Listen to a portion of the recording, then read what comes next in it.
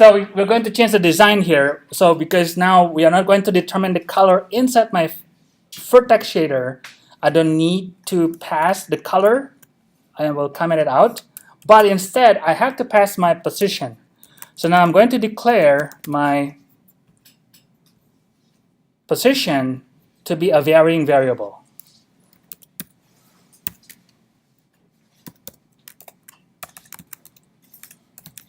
Okay. And that if statement will now go to my fragment shader. I'm going to copy it over, cut it and move it over here. Okay. And of course, I have to declare a matching variable for my position. So I'm going to comment it out, and I'm going to declare varying vec for my position. Okay, matching name.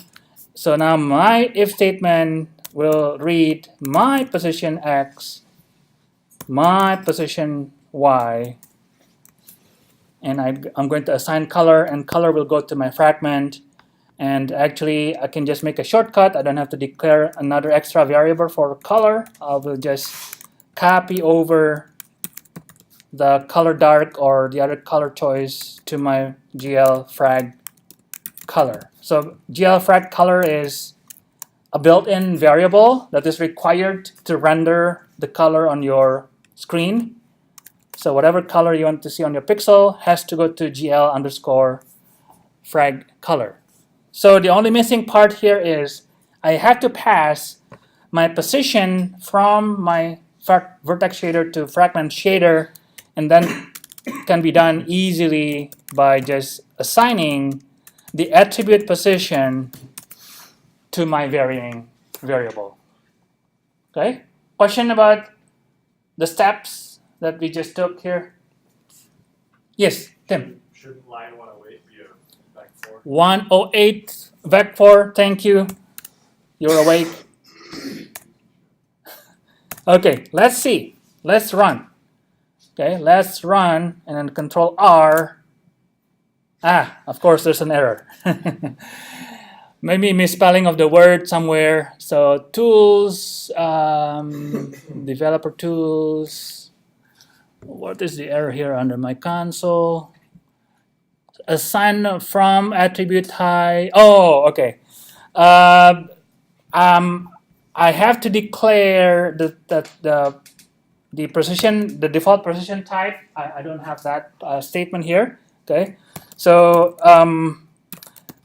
precision. So you can use a low precision, high precision, and medium precision, and we need to tell Fragment shader what the default type for your float. So I'm using float all over here, although I don't declare it. I want to use my medium precision for my float.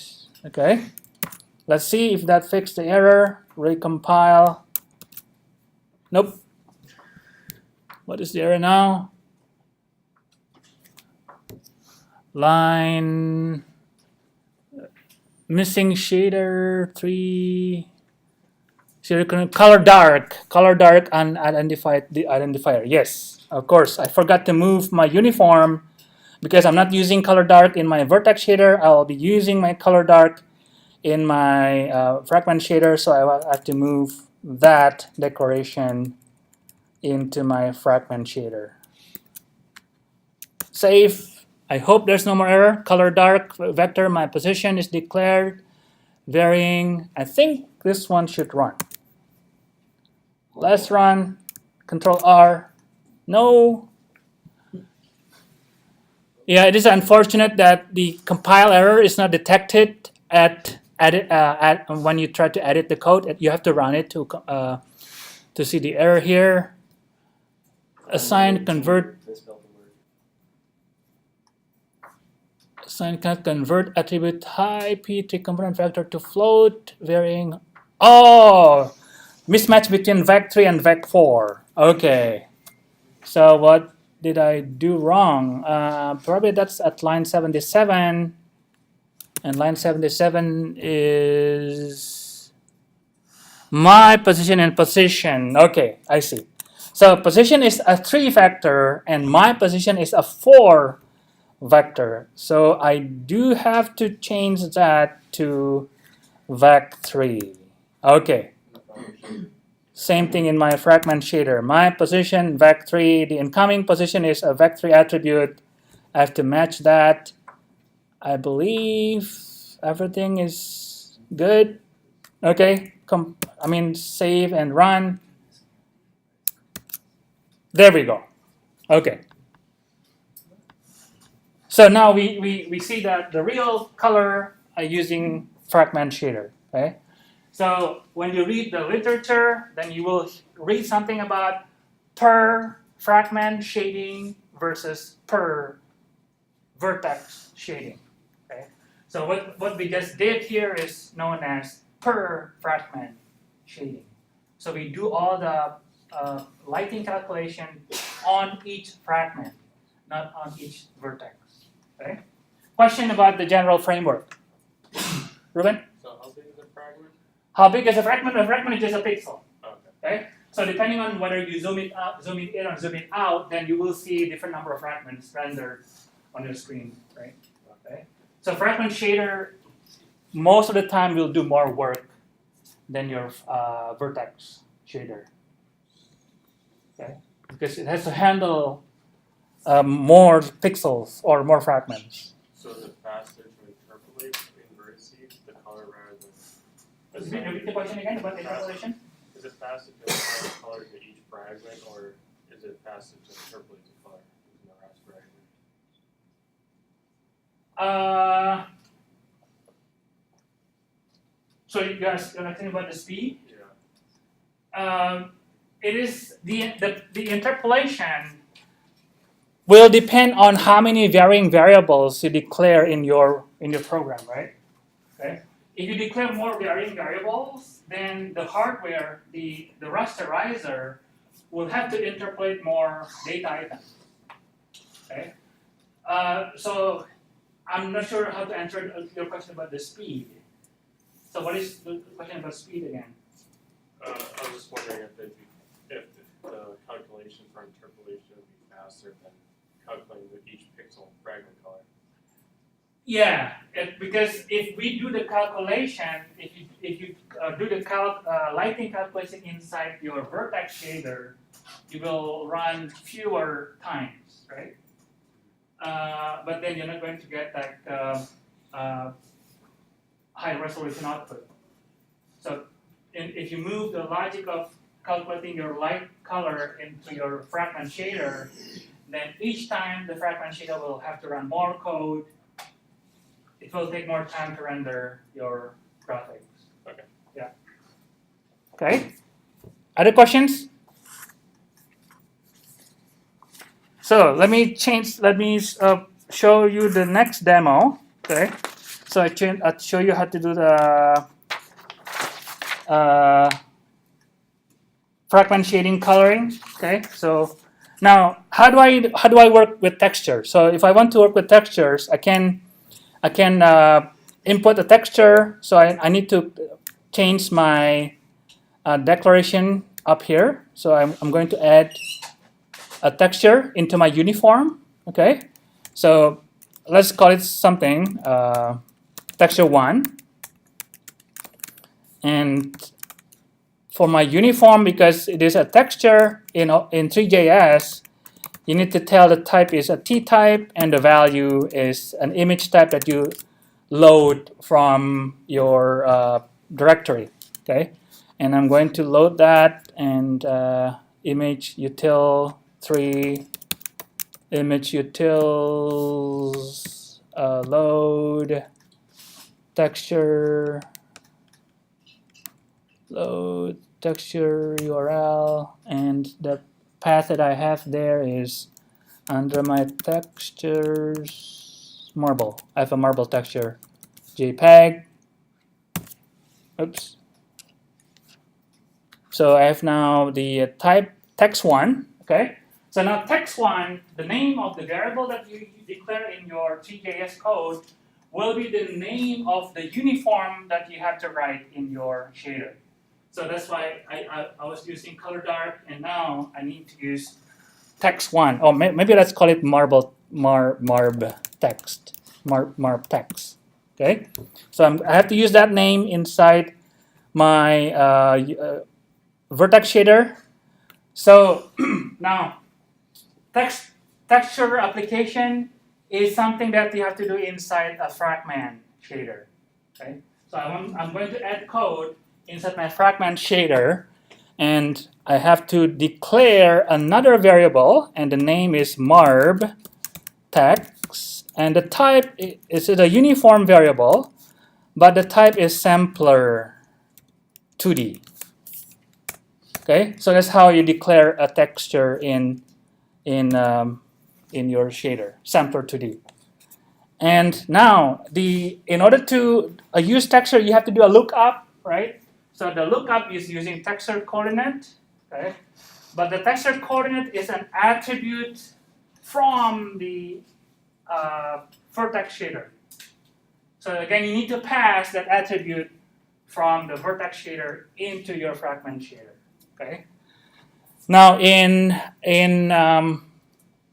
three.js, because the implementation is different if you try to run your code on a different platform, in three.js, the texture coordinate is a built-in name UV.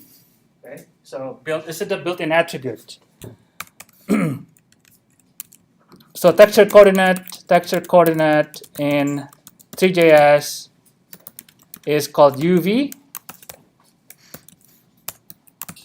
So then, because I had to pass that number from my Vertex shader to my Fragment shader, tell me what to do.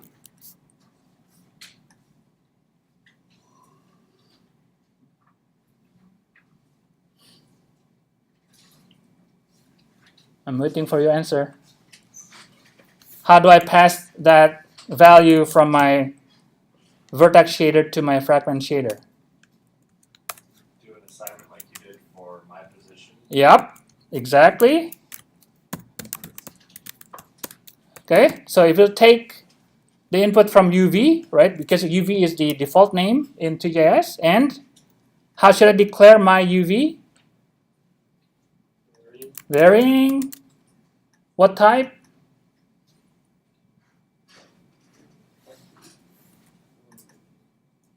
I'll give a hint. 3. Vector. Okay, vector, because texture you just need to use two numbers, right? Well, S and T, but we call it UV here. Okay, so my UV. So now let's say I'm going to apply texture to the bottom half of my cube. So the top half will stay green and blue, but the bottom half will be rendered using texture. So then I already passed my UV varying from my Vertex shader to my Fragment shader. So then I have to declare, oops, I misspelled uniform. I have to declare another variable of type varying with the same name, my UV, with the same type, same name, my UV, okay? And then let's say I want to use my Z coordinate if my position Z is positive, I'm going to apply the red-green choice, and otherwise, I hate the missing auto indent here because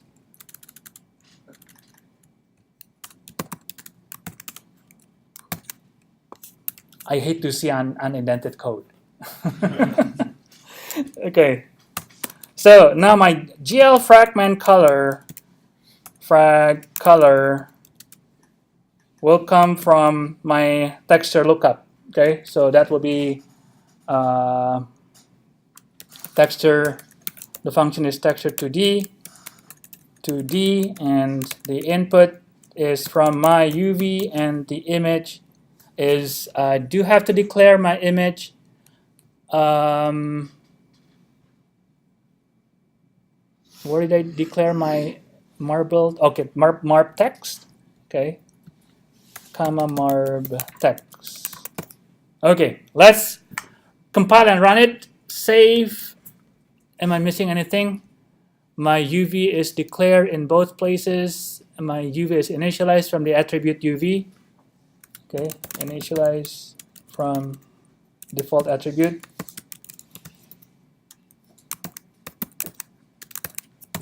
Looks good, I think. Let's run it. Run, error. Okay, what's the error now? Developer tools.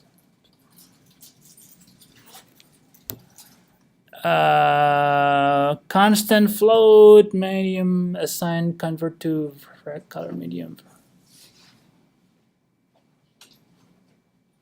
For component vector of float, no matching overload function found.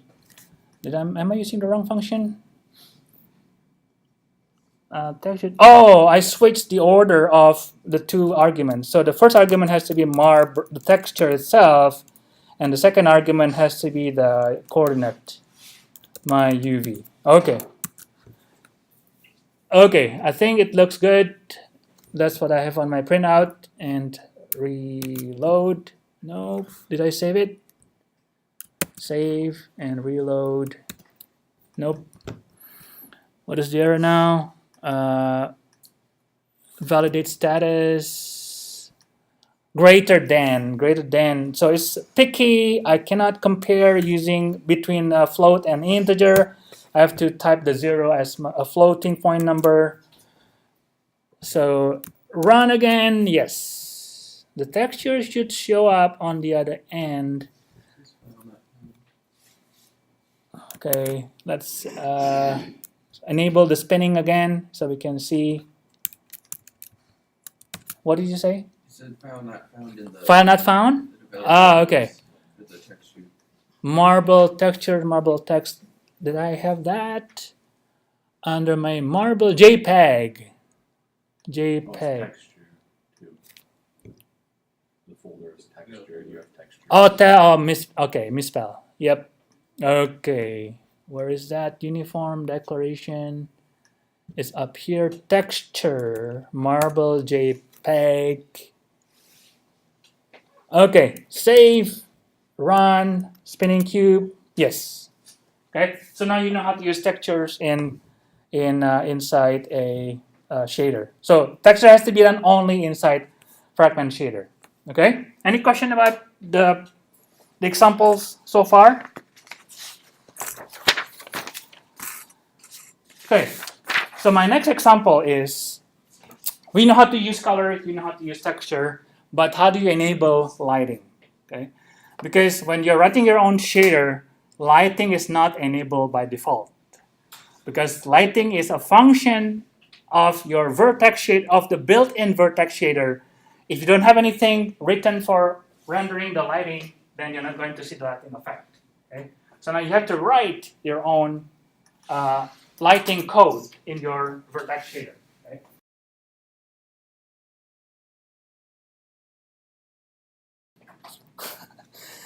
Okay, so fortunately, in three.js, normal matrix is calculated for you. You don't have to write your own. Okay, but it's not hard to calculate the normal matrix. Okay, so fortunately for three.js module, the normal matrix is calculated for you. So what I'm going to do next is I'm going to implement the shading equation in a shader. Okay, so we have to transform everything. To look like everything inside the camera coordinate frame, right? So this is camera coordinate frame. Okay. So let me erase this.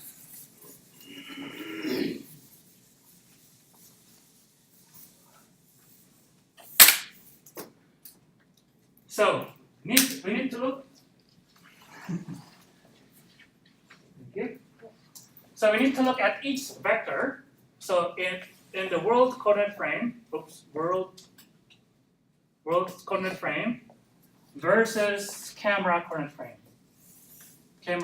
frame. So let's take a look one by one. The L, the N vector, the V vector, and the H vector, right? So how do we transform each one of them? Okay. So, and in order to transform from world to the camera coordinate frame, there's a matrix built in for you, the Modelview Matrix. Okay, the Modelview Matrix is already given for you.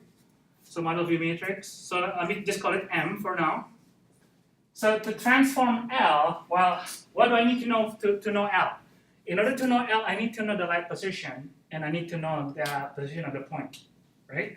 So I know L is just light position minus point position, okay? And normal is a built-in attribute, okay? So, but what I want to show you here on the right-hand side, what should I do with L? Well, what should I do with L is basically I need to multiply L by matrix M. Okay. How about the normal? Well, the normal matrix, this is I have to multiply with the normal matrix. So the normal matrix, so let me use big N here. Big N is my normal matrix. I have to multiply that normal in my camera coordinate frame with my normal matrix. Okay, and what is V? V is now 0, 0, 1. Right? Because in the camera coordinate frame, this axis is the z-axis. Okay? So the view vector is just 0, 0, 1 now, after you transform everything. Okay? And what is h? H is just half of L plus V. Okay, so let me write the code. Okay, the fragment, we're gonna implement everything inside the fragment, vertex shader for now. So I'm going to just pass a color from my vertex shader to my fragment shader. So I will just do a simple work and, oops, sorry. Let me bring it down.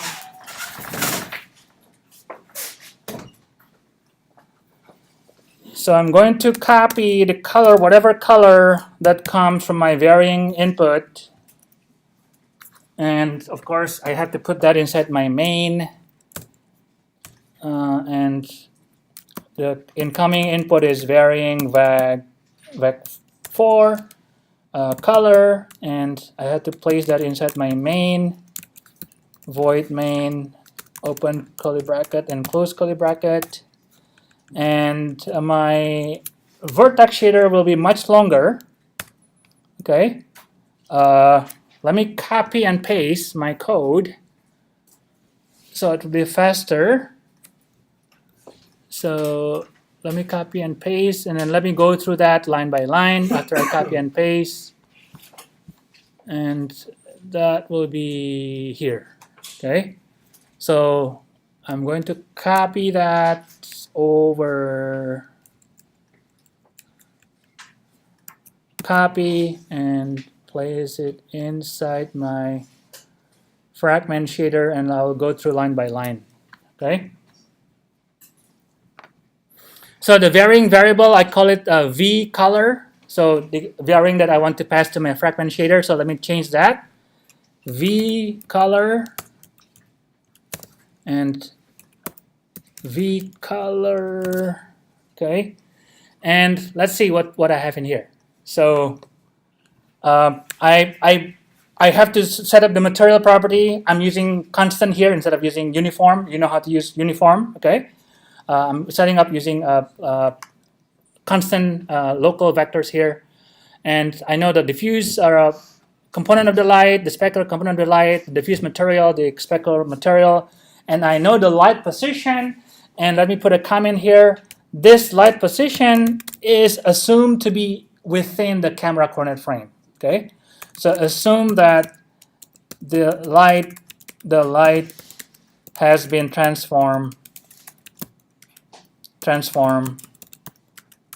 into camera coordinate frame. Okay, technically you need to do the multiplication, but I make a shortcut here. Okay, so what is the light direction? So the light direction is just the position of the light minus the point position, right? So that's the first part. Okay, so this is my L vector. So this is my L vector. My L vector here. L vector.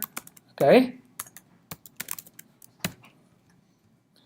So I know what is the halfway? Halfway is halfway between light and I, but I is now 0, 0, 1, right? So when I try to do, technically I'm doing something like this. Technically I'm doing something like this. Vector 4, 0, 0, 1, comma 1. Okay? Because my view vector, I mean, not light, my view vector is now 0, 0, 1, right? Because the I is a point along the Z axis, okay? So I can make a shortcut. I just make a shortcut here. I'm just adding the Z component with number 1. That's it, okay? And I want to normalize my halfway vector, okay? I want to normalize my light direction, okay? And then this is when I have to recalculate the normal. The normal has to be recalculated so that the normal will stay inside the camera coordinate frame. So that's why I have to multiply with the normal matrix. Okay, so normal matrix, I'm going to get a new normal, but that normal is now inside the camera coordinate frame. So once we have the normal transform into your camera coordinate frame, then you will just apply the dot product. So the dot product is the dot product between n and l. So the equation for the if you don't remember, you can take a look at the handout. Okay, so this is the dot product between n and l. Okay, so the normal and the light direction. And what is the maximum function? Well, if the face is facing away from you, right? If the face is not facing towards the light, then you don't want to render that. You don't want to include that in your lighting calculation. So then here, basically, if that number is negative, right? If the dot between normal and light is negative, then max will give you a 0, right? So this is to avoid writing if 0 and then, just use the max function. Same thing with the other component. So for the specular component, I do want to calculate the angle between my halfway vector and my normal. So that component will give me the specular component, and then once I have the specular component and the diffuse component here, I can combine everything into one. So the final color will be the diffuse component. The diffuse component will be multiplied with the angle between the normal and the light, and then I need to multiply with the diffuse property of the material.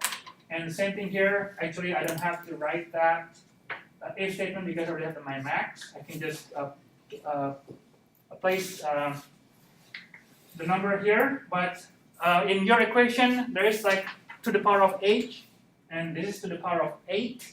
I'm hard coding the specular coefficient here to number 8, but of course you can use a uniform, right? So then this is how the lighting is implemented in a shader, and at the end everything has to go to your varying variable because it will be rendered in your Vertex, inside your Fragment shader, and then what remains inside my Vertex shader is to calculate the position in camera coordinate frame. So I need to apply all those matrices together in order to get the right coordinate inside your camera coordinate frame. Okay? Question about the code? So let's run, and I'm going to change my shader declaration to use the second one, and I have to go back to my property. I have to change that to VS1 and FS1. Okay, save and make sure that it compiles. Control R, error. Okay, assign cannot convert int to float. Okay, and that comes from line 94. Line 94 is 94. Okay, again, I am trying to use integer on the right hand side where the left hand side is a float, so it's a picky compiler. So I need to change that to 1.0 instead of 1. Okay, because the right hand side is an integer, the left hand side is a float. Okay, run again. Yep. Okay, now you see the effect of shading, but of course We don't have the effect of texture, but you can combine that later. Wow. Okay? Question? Ruben? So the projection matrix and the Modelview matrix are built in. Built-in. Yeah. We do have several built-in variables, right? Did you add a light source, or is that just, or did you just do that all in Fragment? I put that inside my fragment. So I cheat here, okay? So I key in the light source as 101, okay? But again, this number is in your camera current frame, right? So to make it look real, you want to declare light position as a uniform that you can supply from your CPU, and then you have to transform the light position with your Modelview Matrix. Okay, so I'm cheating here. I'm trying to make my code as short as possible just by focusing on the lighting calculation.